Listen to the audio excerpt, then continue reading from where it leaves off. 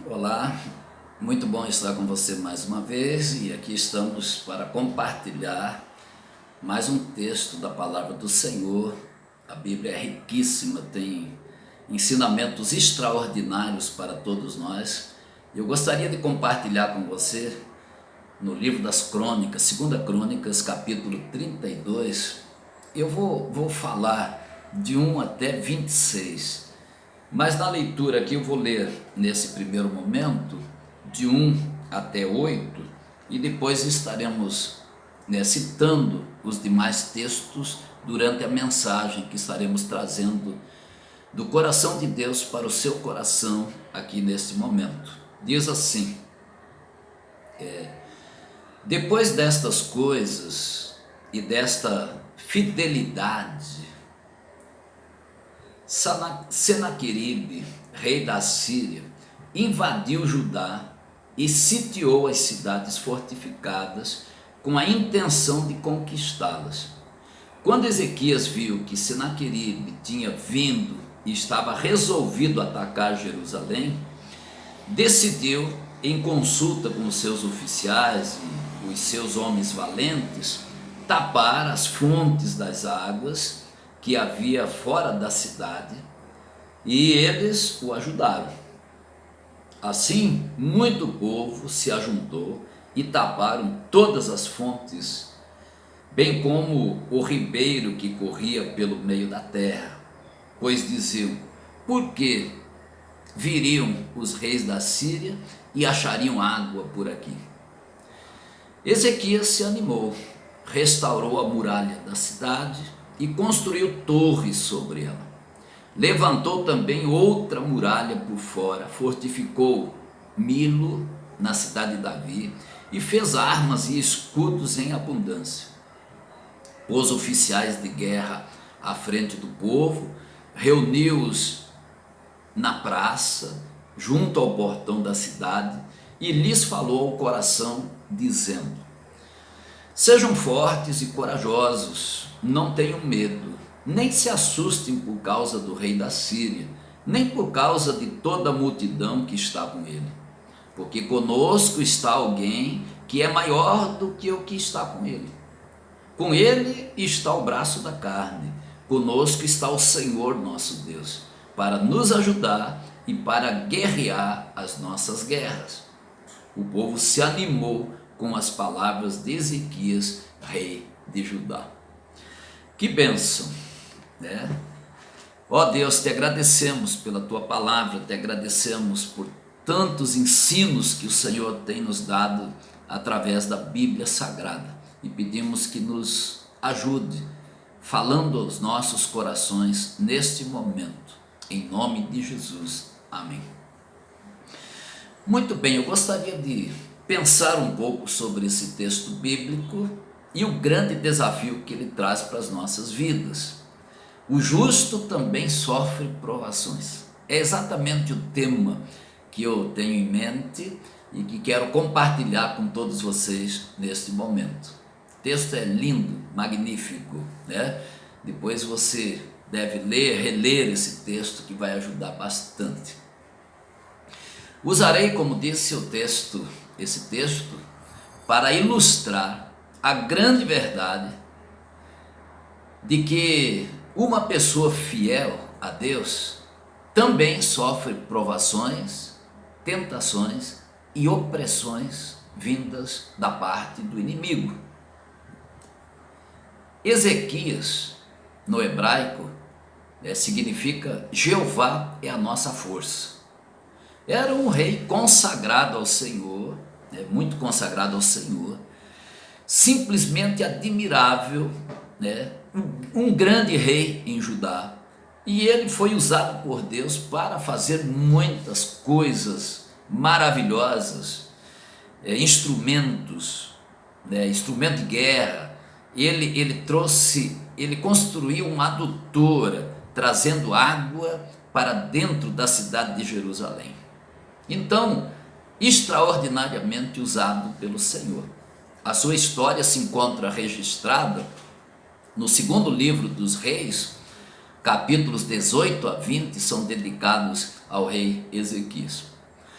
Um período um pouco antes, né, do seu reinado foi marcado por muita idolatria, muita desobediência a Deus, tanto da parte de Judá quanto Israel, reino do sul e reino do norte, através do rei Acais, né, e também do rei Oséias. Então eles foram rebeldes contra o Senhor, desobedeceram a Deus, ao ponto que quando Ezequias substitui o seu pai Acais, ele encontra um povo totalmente entregue à idolatria, um povo desobediente a Deus, e ele tem o compromisso agora de restaurar, né, o povo de Judá.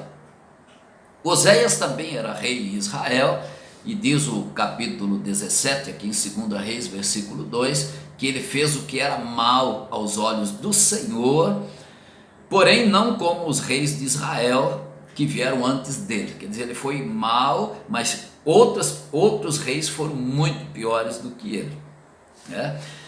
Então, Oséias acabou sendo escravo de Salmaneser, né, rei da Síria, nome difícil, né? Salmaneser, né, rei da Síria. E depois todo Israel foi exilado por causa do pecado, e o rei da Síria trouxe estrangeiros para habitar na cidade de Samaria. Desta forma, Israel foi riscado, né, da presença do Senhor como povo de Deus, porque quando os estrangeiros vieram para Samaria, eles se casaram com os judeus, né, e aí misturou todo o povo, e esse povo então se tornou um povo meio judeu, chamado de samaritano, e já no Novo Testamento a gente o conhece como povo samaritano, né? Onde Jesus também foi pregar o evangelho. Lembre-se que os judeus não conversavam com os samaritanos. Samaritanos eram uma mistura do reino do norte, né, o povo de Israel, com aquele povo estrangeiro que ali foi levado pelo rei. Então, outra coisa também, que Acais, por sua vez, ele reinava sobre Judá, e ele não fez como seus pais, mas ele andou pelos caminhos dos reis de Israel, chegou até queimar o seu filho em sacrifício, como era costume de povos pagãos naquela época, sacrificar, né, pessoas aos seus deuses, e aqui Acais, né, chegou a fazer isso, sacrificou seu filho, né, aos deuses. E isso está em 2 Reis, capítulo 16, versos 2 e 3. Chegou depois a pedir uma planta, né, de um altar, né, dos deuses da Síria, a Síria, para construir um altar igual em Judá. Em 2 Reis 16, 10 fala sobre isso, onde se viu, né, um rei que conhecia Deus, um povo que conhecia Deus, agora pedindo uma planta de um altar, né, de deuses estranhos, para construir igual aqui em Judá. Agora chegou a vez de Ezequias, né? Ele sucedeu seu pai. Ezequias teve o seu reinado, como disse, marcado aqui pela destruição, pela idolatria, mas ele fez o que era reto aos olhos do Senhor. Então, 2 Reis 18 até 20 vai mostrar isso, né? Então, ele, por ser reto, por ter consagrado a sua vida, consagrado o povo, ele começou a padecer terríveis afrontas de Senaqueribe, né, o rei da Síria. E até o ouro do templo de Jerusalém foi levado pelo rei da Síria. E diante dessa opressão, né, dessas provações que Ezequias estava sofrendo, ele enviou uma mensagem ao profeta Isaías pedindo auxílio. E ele disse assim no capítulo 19, versículo 3, ele estava desesperado com tanta opressão, com tantas provações que estava passando, né, pelo fato de querer agradar a Deus. E ele diz assim: este dia é dia de angústia, de castigo e de vergonha. Como se costuma dizer, chegou a hora da criança nascer, mas a mãe não tem força para dar à luz. Essa era a situação que ele estava diante do rei da Síria, né? Como uma mulher que estava para dar à luz ao filho sem força de dar à luz. E Isaías respondeu então no capítulo 19, versos 6 e 7, dizendo: assim diz o Senhor, não temas as palavras que ouviste, com as quais os servos do rei da Síria me blasfemaram. Eis que porei neles um espírito, e ele ouvirá um rumor, e voltará para a sua terra, e a espada o farei cair na terra. Então ele manda uma mensagem para Isaías, Isaías responde, dizendo: não tenha medo, não tenho medo do que ele está dizendo.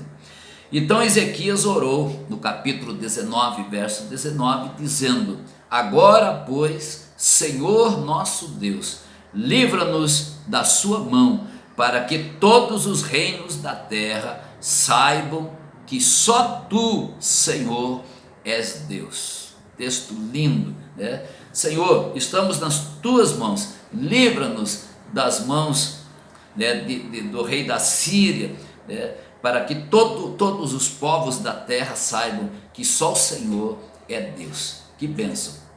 Então Ezequias realizou muitas reformas políticas no povo de Judá, também reformas religiosas, que foram muito além de Jerusalém. Foi ele que, por exemplo, destruiu a serpente de bronze que havia sido feita por Moisés no deserto, no momento que o povo foi picado pelas cobras, e eles olhavam para essa serpente de bronze e ficavam curados, né? E agora estavam adorando essa serpente como se fosse um ídolo, até queimavam incenso à serpente de bronze. Isso está em 2 Reis 18, versículo 4. E Ezequias destruiu essa serpente. Então veja bem que aquela simples lembrança do livramento do Senhor no deserto havia se tornado agora um objeto de adoração do povo, idolatria. Além disso, Ezequias também construiu um túnel, né, o túnel de Siloé, a fim de preparar-se para a invasão da Síria. Capítulo 20, verso 20 vai falar sobre isso, né? Então ele se preparou para enfrentar o inimigo. Agora, quando começou a reinar em Jerusalém, ele mandou abrir e purificar o templo estava abandonado, sujo, imundo, mandou abrir, mandou purificar tudo, estabeleceu o culto a Deus, né? Ele restabeleceu aqui a celebração da Páscoa, regularizou as contribuições do povo, e aí o sustento dos levitas, dos sacerdotes, foi colocando tudo em ordem na vida religiosa daquele povo. Com tantas boas realizações, fidelidade a Deus, Senaqueribe, rei da Síria, se levantou como inimigo feroz para atacar Jerusalém, e Ezequias se preparou para enfrentá-lo. E aí algumas coisas interessantes nós vemos aqui nesse texto bíblico, que eu gostaria de compartilhar com todos vocês, porque às vezes a gente acha que uma pessoa justa, uma pessoa que se consagra, uma pessoa que busca a santidade, não sofre provações, não sofre opressão, né? E aqui nesse texto nós vemos que quando Ezequias decidiu realmente buscar a Deus, se consagrar, se santificar, ele começou a sofrer muitos ataques, né, do rei da Síria. Então isso foi ruim. E algumas lições nós aprendemos através desse texto. Primeira lição: pessoas justas, pessoas honestas, pessoas corretas, pessoas consagradas, pessoas santas também sofrem ataques do inimigo. No caso de Ezequias e Judá, né, o cerco se deu em Jerusalém, né, através de Senaqueribe, rei da Síria. O inimigo sempre se levanta para interromper, né, interromper aqueles que estão se purificando, buscando a Deus, consagrando suas vidas ao Senhor. Então veja, nesse texto que nós lemos, né, capítulo 32 de 2 Crônicas, versículo 1, diz assim: depois destas coisas e desta fidelidade, desta consagração, né, de Ezequias, Senaqueribe, rei da Síria, invadiu Judá e a sitiou, sitiou as cidades fortificadas com a intenção de conquistá-las. Então veja o ataque do inimigo, no momento que o povo está buscando a Deus, dedicado a Deus, o inimigo atacou, querendo conquistar essas cidades do povo de Judá. Assim como Senaqueribe estava em volta de Jerusalém, tentando impedir que o povo de Judá prosseguisse em sua consagração ao Senhor, também nós teremos que enfrentar muitas lutas a cada dia da nossa vida.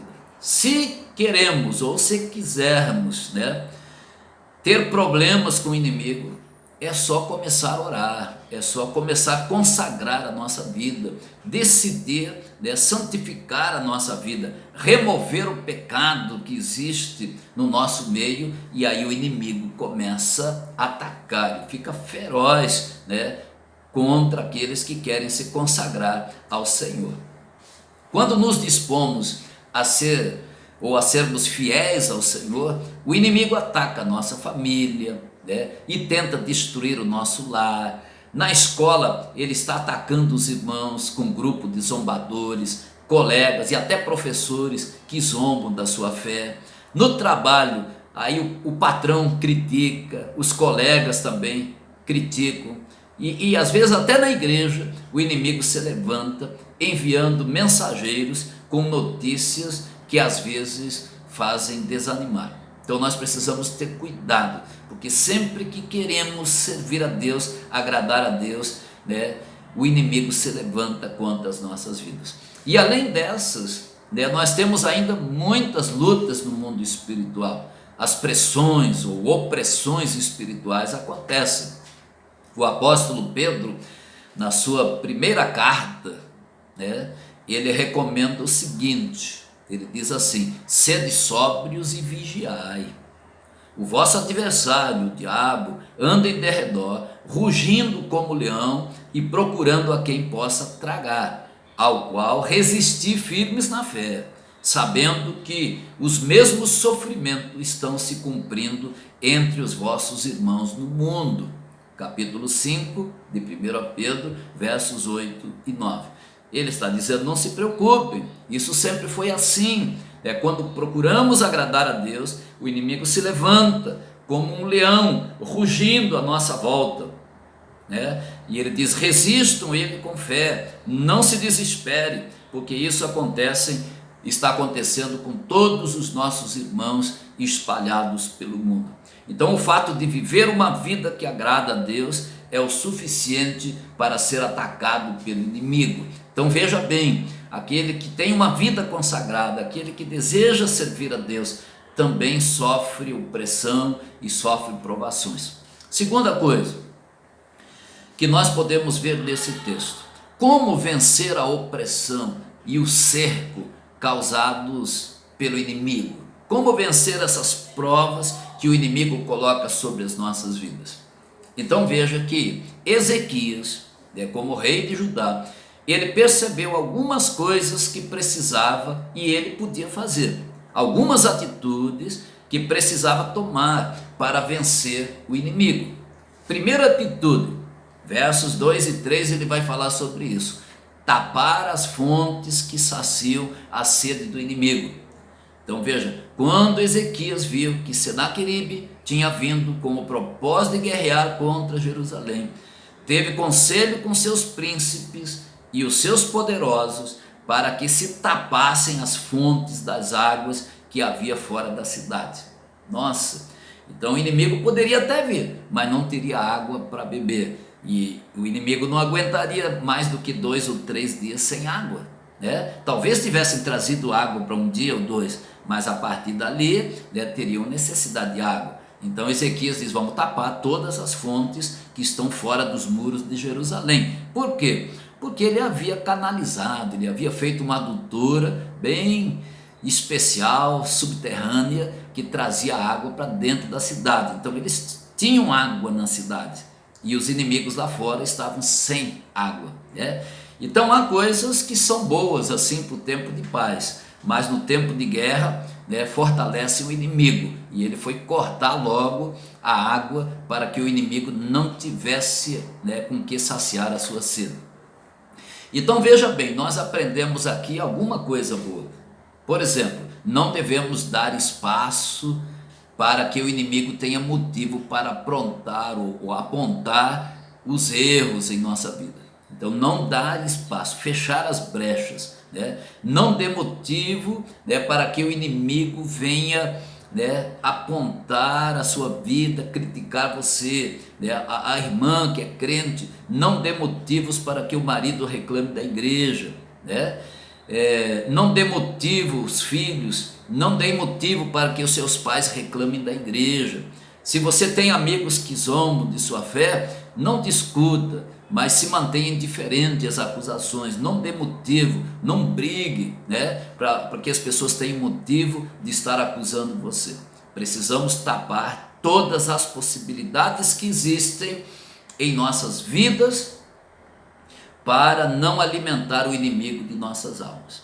Se há algum motivo pelo qual somos questionados, precisamos ter maturidade para resolver isso. Às vezes a nossa língua, falamos demais, né? E as pessoas apontam isso, puxa, fulano fala demais, né? Às vezes o nosso comportamento que não condiz com a Bíblia, também precisamos resolver, né?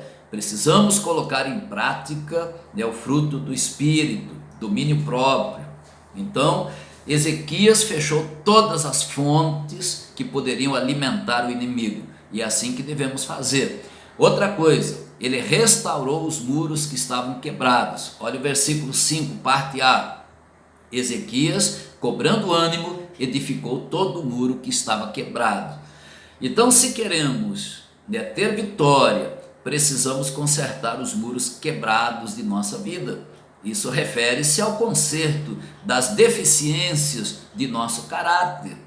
Às vezes são pecados, às vezes são coisas que fazemos, né? Às vezes até a fobia por compras sem ter condições de pagar, relacionamentos ilícitos, né? Vícios.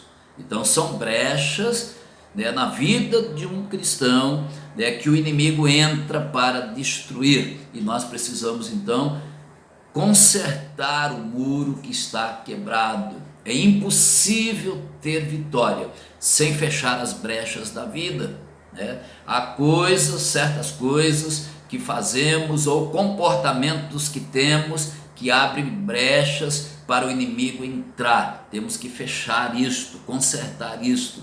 Essas coisas às vezes vêm como o cavalo de Troia, né? Aquele presente de grego, vem como um aparente presente, e abrimos as portas da nossa vida para receber, mas dentro desse presente há veneno, dentro do presente estão os inimigos, né? Por isso a gente diz, quando um presente é ruim, presente de grego. A lenda diz que Paris, né, filho do rei Priamo, lá de Troia, ele havia raptado Helena, a esposa de Menelau, rei de Esparta, e para se vingar, Menelau formou um exército, poderoso exército, sob o comando de Aquiles e Ulisses, e cercou, né, a cidade. Então o cerco de Troia durou 10 anos sem que pudesse entrar na cidade, não tinha como entrar, tentaram por 10 anos, não conseguiram. Aí os gregos construíram um gigante cavalo e chegaram até a entrada da cidade. Depois insinuaram uma fuga, que tiveram medo e fugiram, deixando o cavalo à frente do portão da cidade. E os moradores de Troia recolheram esse cavalo para dentro da cidade. E durante a madrugada, os soldados que estavam dentro do cavalo saíram e tomaram a cidade, abriram os portões para que os gregos entrassem, né, e destruíssem toda a cidade. Então esse é o sentido. Então o desafio para nós, né, é ter cuidado, porque o inimigo tem as suas astúcias, né? Assim como os gregos fizeram, né, tomando a cidade de Troia, né, o inimigo tenta tomar as nossas vidas. Então cuidado com os presentes que vêm, né, presentes gregos que vêm sobre nós. Então o desafio é encontrar agora as brechas das nossas vidas, aquelas coisas que trazem derrotas, e fechá-las em nome de Jesus, né? O nosso inimigo, o nosso grande inimigo, o maior inimigo, ele vive dentro de nós e precisamos ter cuidado desse inimigo. Então precisamos, né, fechar, consertar o muro que está quebrado. Outra coisa, precisamos erguer torres. Olha o versículo 5, parte B. Levantando torres sobre ele, fez outro muro por fora, fortificou a Milo na cidade de Davi. Milo era a casa de Davi, que tinha um terraço e servia como fortaleza. Então é necessário conhecer o território do inimigo. Quem são os nossos inimigos? Precisamos conhecer as suas estratégias e nos prevenir. Então a gente precisa disso. Satanás sabe quais são os problemas que temos. Às vezes não liberamos perdão, precisamos perdoar alguém e não perdoamos. Então, se não fizermos isso, Satanás levará vantagem sobre nós, né? Então, nós não podemos ignorar as coisas, né, que existem na nossa vida e que precisam ser resolvidas. E algumas delas nós não temos forças, a não ser levantando torres. E esse levantar torre, na verdade, é levantar um altar ao Senhor, levantar uma torre, ter momento de oração, ter um local onde orar, onde clamar a Deus. Então nós levantamos uma torre quando a nossa vida é consagrada a Deus, quando os nossos pecados são confessados, quando praticamos a oração, quando estudamos a Bíblia. Nós estamos levantando torres contra o inimigo. Torres são lugares de sentinelas, vigias, guardas, né? Então muitas vidas estão com os muros derribados e sem as torres da vigilância. Então precisam fazer isso. E a Bíblia nos ensina, o próprio Jesus ensina dizendo: vigiai e orai para que não entreis em tentação. O espírito está pronto, mas a carne é fraca. Então precisamos construir torres de oração em nossa vida. E também usar as armas necessárias. Veja o versículo 5, a parte C, vai dizer: e fez armas e escudos em abundância. Então as únicas armas do cristão fiel são a oração, a fé e a perseverança. E é isso que nós devemos ter em nosso coração. Precisamos assumir que estamos em guerra. É exatamente isso. Não é brincadeira viver a vida cristã. O mundo se opõe a Cristo. As pessoas, na sua maioria, se opõem a Jesus, né? E o ensino bíblico para nós aqui de 2 Crônicas, capítulo 32, versos 7 e 8 é assim: sede corajosos e tende bom ânimo, não temais, nem vos espanteis, porque por causa do rei da Síria, nem por causa de toda a multidão que está com ele, pois há conosco um maior do que o que está com ele.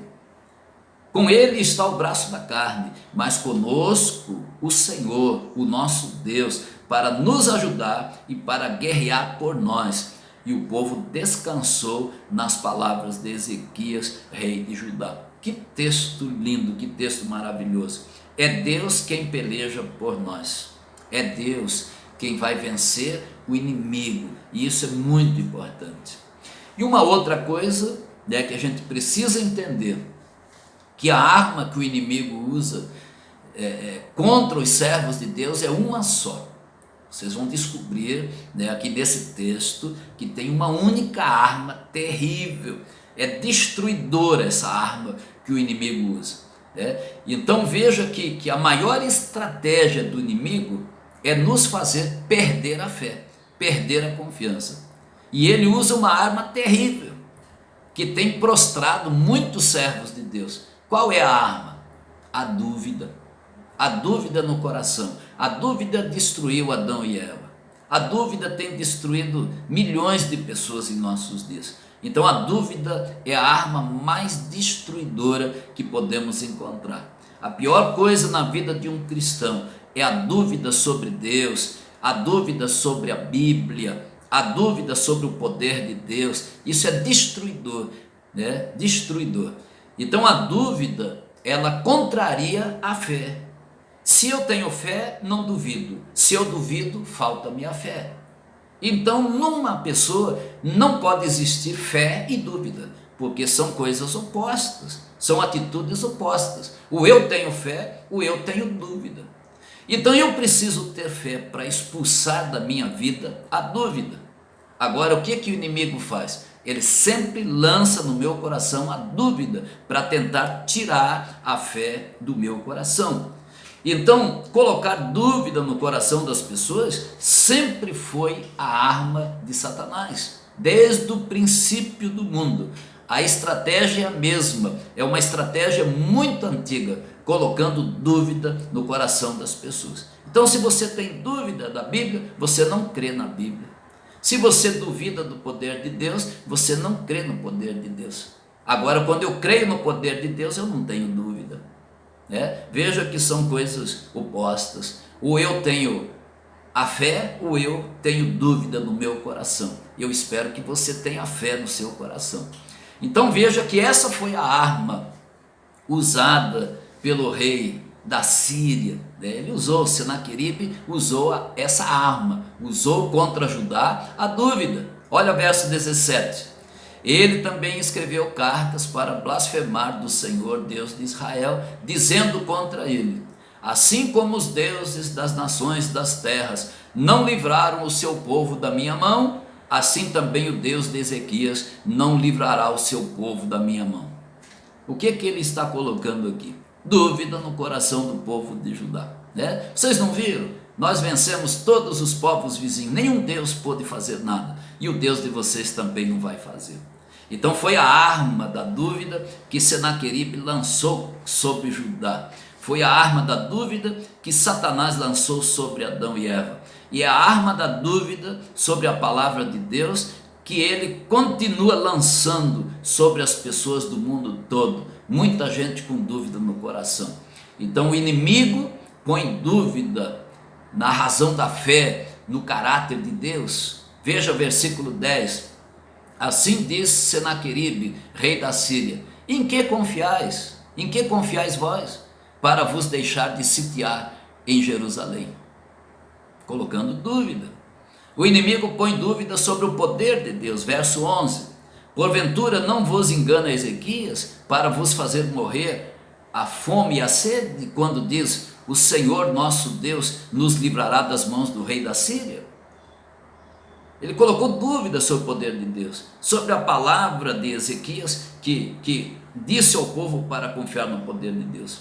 Então é possível alguém crer em Deus, mas não crer que Ele pode livrar, que pode ajudar nas horas difíceis. Então há muita gente que diz crer em Deus, mas que a dúvida faz parte do seu coração. E então o inimigo põe dúvida quanto à fidelidade de Deus. Veja o verso 12, o que ele diz aí. Esse mesmo Ezequias não lhe tirou os altos e os altares e não ordenou a Judá e a Jerusalém, dizendo: diante de um só altar adorareis e sobre ele queimareis incenso? Quando, veja bem, colocou dúvida mais uma vez, porque Ezequias tinha quebrado todos os altares idólatras de Judá. Então, quando enfrentamos lutas, o inimigo sempre faz uma pergunta: valeu a pena abrir mão de tudo para se dedicar a Deus? Tem valido a pena? Cuidado, porque aqui entra a dúvida no coração. Dúvida se valeu ou não valeu a pena. Então, está vendo aí? Você não foi abençoado. Outras pessoas são mais abençoadas que você. E aí entra dúvida no seu coração. Cuidado com isso. O inimigo põe dúvida sobre o poder de Deus. Veja o versículo 13. É uma riqueza esse texto. Não sabeis vós o que eu e meus pais temos feito a todos os povos de outras terras? Vocês não sabem o que nós temos feito a eles? Puderam de qualquer maneira os deuses das nações daquelas terras livrar a sua terra da minha mão? Então, olha, colocando dúvida de novo. As evidências do poder do mal aparecem atrofiando a fé. dando a entender que o mal é mais forte do que o bem. Nesse ponto, o inimigo já ri de nós, pois já incutiu em nosso coração que o mal prevalecerá sobre o bem e sobre nós. Se você acredita nisso, você já está com dúvida no seu coração. Então o inimigo também põe dúvida sobre o próprio Deus de Judá. Olha o versículo 14. Qual é de todos os deuses daquelas nações que meus pais destruíram, o que pôde livrar o seu povo da minha mão, para que o vosso Deus vos possa livrar da minha mão? Dúvida de novo sobre o poder de Deus. O inimigo quer nivelar, o Deus de Judá com os deuses dos outros povos. Nenhum Deus, dos outros povos os livrou, mas o Deus criador do céu e da terra era o Deus de Judá, diferente de qualquer outro Deus, Então quando alguém, eu tenho preocupação, porque quando alguém começa a crer mais em profecias, profetas, simpatias, óleo ungido, recursos financeiros, poder político, correntes disso, novenas, processos religiosos, mais do que no Deus Todo-Poderoso, é porque a sua fé já foi atingida pela arma do inimigo. A sua fé já foi atingida, a dúvida já entrou no seu coração. Quando você precisa ouvir profetas falsos, de profecias falsas, porque tudo que temos de profecia está na Bíblia, a gente não precisa mais nada. Agora, quando você precisa ficar ouvindo coisas de outras pessoas, simpatias, ser ungido com óleo, precisa, confia em que prosperidade vem através de sacrifício, em poder político, corrente disso, de oração, novenas, esses processos religiosos, é porque você já não confia mais no Deus Todo-Poderoso, A sua vida já foi atingida pelo inimigo, a dúvida já está tomando conta do seu coração, Então, a única arma capaz de desarmar a dúvida, é a fé alimentada pela oração, pelo poder de Deus. E aí, nós temos mais uma coisa, o perigo interno que o justo enfrenta, aquele perigo do coração, que às vezes atrapalha nós. Qual é o perigo no coração de um servo de Deus? O grande perigo, sabe qual é? A soberba, o orgulho. A soberba é um agente secreto mandado pelo inimigo quando a batalha está quase vencida. Quando estamos livres dos inimigos, nos sentimos em paz, este agente ataca-nos, enaltecendo-nos pela nossa vitória, achando que a vitória foi nossa, que recebemos a vitória pelo nosso poder, pela nossa oração, porque nós merecemos. Olha o que aconteceu com Ezequias, versos 22 e 23. Assim o Senhor salvou Ezequias e os moradores de Jerusalém da mão de Senaqueribe, rei da Síria, e da mão de todos, e lhes deu descanso de todos os lados, e muitos trouxeram presentes a Jerusalém ao Senhor, e coisas preciosas a Ezequias, rei de Judá, de modo que desde então ele foi exaltado perante os olhos de todas as nações. O que aconteceu? A soberba começou a encher o coração de Ezequias, começou a encher o coração e ele começou a pensar que foi ele que conseguiu a vitória contra Senaqueribe e o exército da Síria. Nós precisamos, meus irmãos, reconhecer o orgulho, a soberba e nos livrar disso. Nós não somos nada, não somos ninguém, só Deus que é tudo. Então é preciso ter cuidado.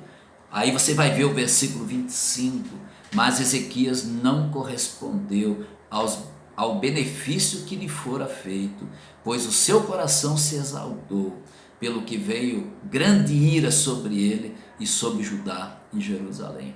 Olha aí, Deus deu a vitória, Deus conquistou, a guerra foi do Senhor, e agora eles estavam achando que era deles, se encheram de vaidade. Meus irmãos, isso é tão perigoso, né?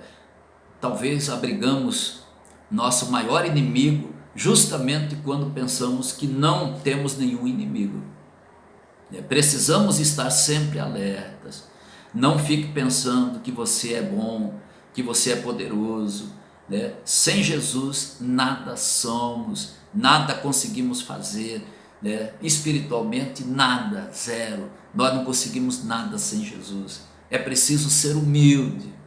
Precisamos reconhecer quando a soberba está subindo ao coração, quando o orgulho começa a subir ao coração, porque o orgulho precede a queda. E olha o que aconteceu com Ezequias, né? Verso 26.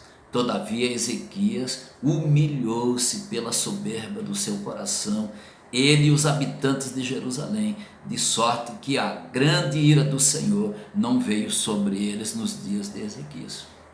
Ainda em tempo, né, ele se humilhou, né, e não permitiu que a soberba, que o orgulho tomasse o seu coração. A soberba, né, habitualmente acompanha a prosperidade e a vitória. Sempre que alguém tem uma vitória, tem prosperidade, o orgulho quer vir para o coração. Isso é perigoso. É preciso que sejamos cada vez mais humildes diante do Senhor. Precisamos reconhecer a graça de Deus, né? Veja o versículo 22, parte A. Assim o Senhor salvou Ezequias e os moradores de Jerusalém das mãos de Senaqueribe. Quem salvou? O Senhor. Não foi a força deles. Eles não eram nada contra esse exército, mas o Senhor os salvou.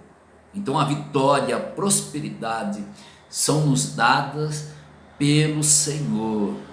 A sua graça e nada mais. Nós dependemos da graça de Deus. Não seja uma pessoa orgulhosa, né? Orgulho destrói. Isaías leva uma mensagem da parte do Senhor ao rei Senaqueribe dizendo, né? Versos 32 a 34 diz assim: portanto, assim diz o Senhor acerca do rei da Síria: não entrará nesta cidade, nem lançará nela flecha alguma, tampouco virá perante ela com escudo, nem contra ela levantará tranqueira. Pelo caminho por onde veio, por esse mesmo caminho voltará, e nessa cidade não entrará, diz o Senhor, porque eu defenderei esta cidade para livrá-la, por amor de mim e por amor do meu servo Davi. Então está claro que a guerra era do Senhor, Deus que não permitiu que aquele exército entrasse. E aí você vai ver o verso 35, o que Deus fez? Sucedeu, pois, que naquela mesma noite saiu o anjo do Senhor e feriu no arraial dos assírios 185.000 soldados. E levantando-se os assírios pela manhã cedo, eis que aqueles eram todos cadáveres. 185.000 soldados morreram enquanto estavam dormindo. E o próprio rei Senaqueribe, verso 37, foi morto por seus filhos diante do altar do seu Deus. O Deus que ele confiava morreu diante do altar do seu Deus. Então Deus nos ensina como vencer o cerco de nossos opressores, como vencer as dúvidas que os inimigos lançam em nossos corações, e nos livra do grande agente de Satanás, que é a soberba, o orgulho, que foi o motivo da queda de Lúcifer, né? Ele caiu, um anjo que caiu, se tornou Satanás por causa do orgulho do coração. Então cabe a nós aprendermos, né, com sabedoria, com fé, com humildade, com oração, e assim seremos servos de Deus vitoriosos, nunca desamparados pelo Senhor nosso Deus. Que aprendamos, meus irmãos, que lições extraordinárias podemos aprender através desse lindo texto da palavra do Senhor. Que Deus, pois, nos abençoe. Amém.